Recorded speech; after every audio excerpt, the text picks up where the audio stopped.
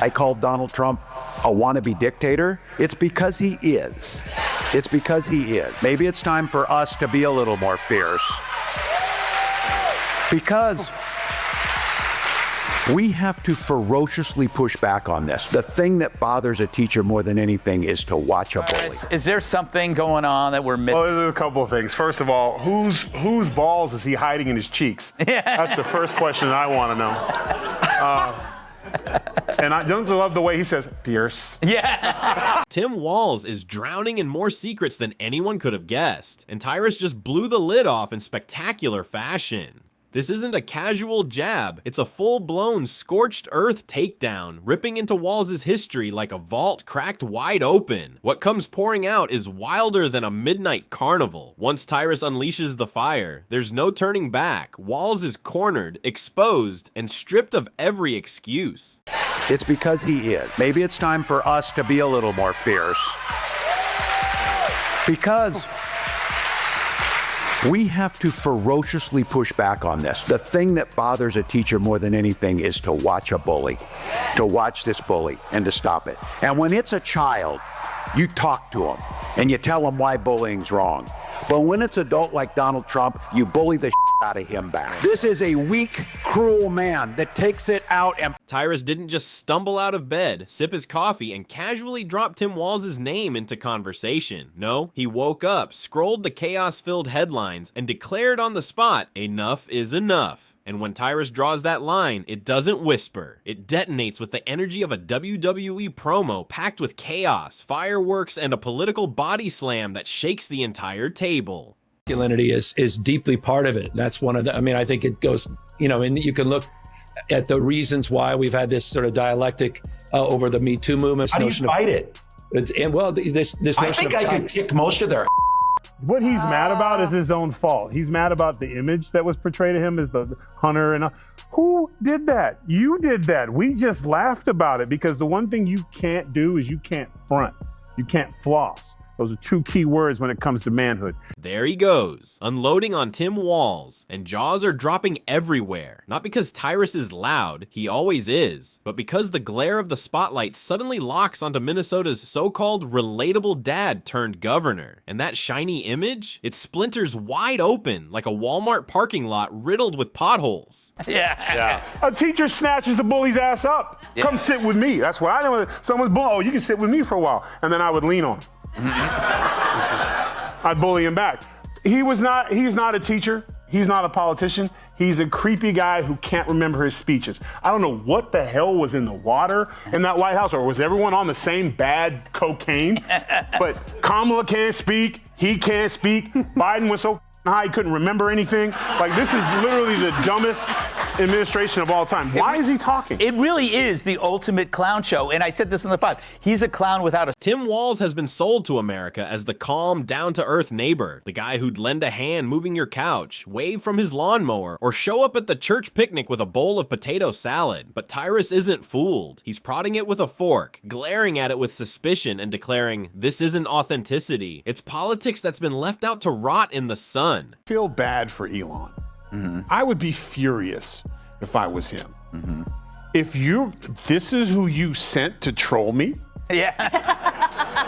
Like, what am I doing wrong to get the guy from D Team to come out at Family Theater and call me names? Yeah. Like, Tim, I would, if they were like, oh, Tyrus, man, tough news cycle. Tim Walz is talking about you. I'd be like, old Timmy, I want to fight him so. And that's where the first blow lands. Tyrus doesn't buy the image of Walz as the small-town everyman. He sees a slick operator who perfected the art of grinning while quietly sliding policies under the door, like a hotel bill no one agreed to pay. On paper, Walz's resume reads like an inspirational script. Teacher, football coach, veteran, champion of hometown values. You hear it and think, this guy is basically a State Farm commercial come to life. But the moment Walz stepped into office, the performance didn't match the script, and that's exactly where Tyrus starts digging. Nothing riles people up more than the gap between what politicians promise and what they actually deliver. And Walz, his gap is massive, wider than a Minnesota pothole in midwinter. That's when Tyrus starts swinging receipts, not with charts or binders, but with the hammer of comedy. He blasts Walz's greatest hits, like the COVID lockdowns that somehow made it legal to grab liquor at a gas station, but illegal to sit in a church pew. And he doesn't stop there. Tyrus unrolls the contradictions, the inconsistencies, the endless flip-flops Walz has piled up over the years like a stack of Pokemon cards. And this collection doesn't crown him a hero, it cements him as a punchline. My tweets, my DMs, like just one arm, and I just want to slap the. He's so weak. He brings nothing. If you were gonna go after someone man to man, hit him with a fact. Hit him with something real. Yes. You don't have anything. And here's the cold part. If Elon called him up and said, "Hey Tim, you want a job?" he would take it, because that's what spineless. He would, and when he was questioned, he was like, "I was just holding him in account. You know, I respect him, and I'm so happy to be working for X." He is the worst player on their team, and they don't mind sending him out because They're trying to get him off the table. Yeah. They're putting him out early so he can't be a factor later. One moment, Walz is all in. The next, he's dead set against it, shifting with every gust of political wind. And if you think Tyrus is brushing that off, think again. He doesn't just call it a flip-flop. He turns Walz into a full-blown circus act, pulling backflips like he's auditioning for Cirque du Soleil just to stay comfortable in office. Honestly, if Walz ever ditched politics, he could probably headline an acrobatics troupe and still nail the landing. It's the same kind of act as a politician swearing he shops at Target while being chauffeured there in a black SUV worth more than your mortgage. The gap is so massive you could march the entire Minnesota Vikings offensive line straight through it, mascot included, with room to spare. And here's where it gets spicier. Tyrus doesn't just torch the policies or contradictions, he locks in on the performance itself. Rachel Levine, look, he has a sports coat and a zip-up sweater underneath. No man wears that. I may have done that in the past. Yes. I You've won't done that now, many Tyrus. No, and one day somebody's going to explain what a corporate income tax is to these people. It's not paid by this. It's not paid by the corporation. It's not like a building that goes, "I've got to pay taxes." It's the workers. Let's be real. Modern politics is more stage show than substance, and Walz knows how to play his part. He's got the tone, the look, the rehearsed delivery down to a science. But to Tyrus, it's pure smoke and mirrors. He compares it to a birthday party magician. The crowd gasps at the trick, but he's the guy in the back shouting, "Check his sleeve." That raw honesty hits, because once the illusion cracks, you can't unsee it. Suddenly, Walz's ordinary guy act looks less like authenticity and more like the political version of an Instagram filter. The pandemic response was the first fracture, shutting down gyms while liquor stores stayed open. But the real floodlight came after George Floyd's death. When protests erupted, businesses burned, fear spread, and leadership was desperately needed. Instead, Walz delivered what many saw as hesitation, stumbles, and confusion. And Tyrus doesn't hold back. He paints Walz frozen in the chaos, clutching a garden hose at a 5-alarm fire, hoping the wind shifts before the flames swallow him whole. No, That's a big red flag. Whenever you meet someone and they have to give you their resume, Yeah. and then as soon as they talk, you're like, "That's why you gave me your resume." Yeah, because it doesn't speak for itself. You suck. Yeah. It's like when people have their PhD Yes. on their Twitter handle. It's like, you know, this person's completely bonkers. And their pronouns. Yes. Are you mad, though, Tyrus, that, like, beards have been kind of co-opted by beta males like Tyler? No, because Watch what you it's say. like all. Wait, hold on. Watch what I say. I will around, stick my hand up your back, and make you my puppet for the rest. This is where the sarcasm hits its peak, because Tyrus doesn't just claim Walz failed, he spins it into a full-blown sitcom disaster. Picture the neighbor who swears he'll fix the fence, then shows up with duct tape and a shrug.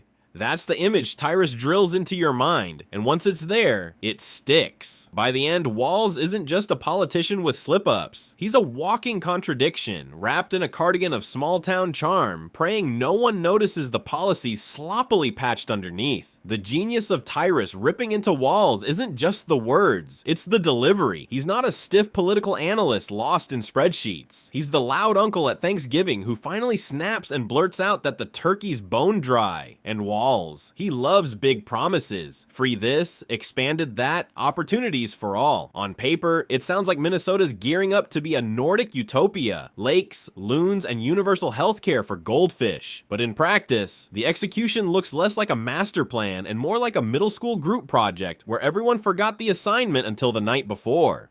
I think I would have won. Susie would say I would have won Pennsylvania easily anyway, even if the governor ran, the real governor, not the governor from Minnesota, he's a sick puppy, that guy. That poor guy, I feel sorry for him. But they made a big... This is where Tyrus really hits his stride. He points out that Walz talks like the hero in a Hallmark flick, but governs like a guy who tossed the script and started winging it. It's politics as karaoke. You recognize the tune, but by the second verse he's mumbling, hoping no one notices. Take taxes, for instance. Walz loves to pose as the defender of working families, yet those same families keep opening their mail to find heavier tax bills glaring back at them, and Tyrus doesn't drown it in dry fiscal jargon. He paints Walz sneaking into your house at night, digging through the couch cushions for spare change, then bragging about funding the future. Meanwhile, Minnesota's schools are sinking fast. Test scores are tanking, curriculum fights are raging, and parents are left more bewildered than a cat dropped into a swimming pool. Tyrus skewers the irony, a governor who once taught kids about responsibility, but now can't steer the state's educational ship without crashing into iceberg after iceberg. What do you make? Whoa, you got something there? Hold on, before we do this, man, I got to protein up. Hold on. Chug. Oh, he's chugging it.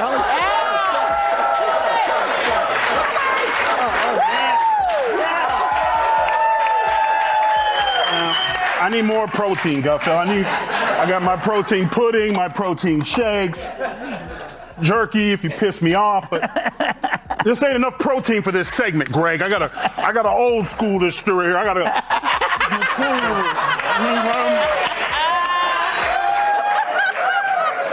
Where'd you get? Then comes Law and Order, and the contradictions could fuel an entire Netflix binge. Walz plays the empathetic leader, preaching justice, fairness, and reform. But then, bam, chaos explodes in the streets, businesses board up, and officials scramble without a plan. Tyrus frames it like a bad sitcom. The governor strolls into mayhem, claps his hands, and says, "Okay, everyone, let's calm down," while the scene unravels like Black Friday at Walmart. And his military background, Walz waves it like a badge of credibility, a leadership card he flashes whenever his decisions face heat. It's the political version of pulling out baby photos to win an argument. But here's the sting. Tyrus doesn't just point out contradictions, he ridicules the entire performance. Walz has mastered the art of looking stern when it's convenient, then cheerful when the polls demand it. Tyrus calls it pure political shape-shifting, like one of those 90s mood rings. Whatever the public feels, Walz instantly mirrors it, morphing into a full-blown political chameleon. I gotta tell you, I can't wait to debate the guy. That is, if he's willing to get off the couch and show up. So... see what I did there? I got to tell you, pointing out just an observation of mine that I made. I just have to say it. You know it, you feel it. These guys are creepy, and yes, just... Here comes the comedy gold. Tyrus paints Walz as the kind of guy who literally rehearses empathy in the mirror. Do I look concerned? Should I tilt my head 30 degrees? Maybe 45? It's over the top, but the picture sticks. And suddenly you can't unsee Walz practicing his I care deeply face in the bathroom before every press conference. Then Tyrus shreds Walz's favorite theme, unity. He loves preaching about bringing people together. Sounds noble, right? Except under his watch, match, Minnesota's been about as united as a family Monopoly game after 2 hours. Boards flipped, rules argued, someone's storming out. Walz rolls up his sleeves, drops a dad joke, leans on small town roots, all to sell the folksy charm. But to Tyrus, it's no different than a used car salesman tossing on a baseball cap to seem relatable. The car's still broken, but hey, at least he looks like he'd watch football with you. And here's the punch. Tyrus argues Walz's contradictions don't stop at policy. They're baked into the image itself. He's not an everyman. He's a polished product, carefully packaged for maximum appeal. Former VP nominee Tim Walz, he joined Beto O'Rourke at a Texas town hall last night, and the estrogen levels were enough to give Chuck Norris menstrual cramps. I wonder, is our strength our diversity? Our strength is our diversity. We've been talking about this for years as a country of immigrants, and we let them define the issue on immigration. We let them define the issue on DEI, and we let them define what woke is. We got ourselves in this mess because we weren't bold enough to stand up and say, you damn right we're proud of these policies. We're going to put them in, and we're going to execute them. So, wait, you lost because you weren't woke enough? And once Tyrus tears off that packaging, you're not seeing Minnesota nice anymore. You're seeing politics as usual, dressed in plaid instead of a suit. By now, the audience isn't just laughing, they're nodding. Because even if you don't agree with every jab, the pattern is impossible to miss. The contradictions pile higher, the irony cuts sharper, and the humor makes it unforgettable. That's when Tyrus shifts gears. He stops roasting Walz as just one man and turns him into a symbol, a stand-in for every politician who says one thing, does another, and still demands applause for the act. In Tyrus's version, Walz is running Minnesota like someone fumbling through IKEA furniture without the manual. The pieces don't line up, screws are missing, and the whole thing wobbles if you even touch it. Yet there he stands, clutching the Allen wrench with confidence, swearing he's got it all handled. By the time Tyrus drops this second wave of hits, Walz's polished image looks less like a leader and more like a flimsy stage prop. And the crowd, they're locked in because once the curtain gets pulled back, you can't look away.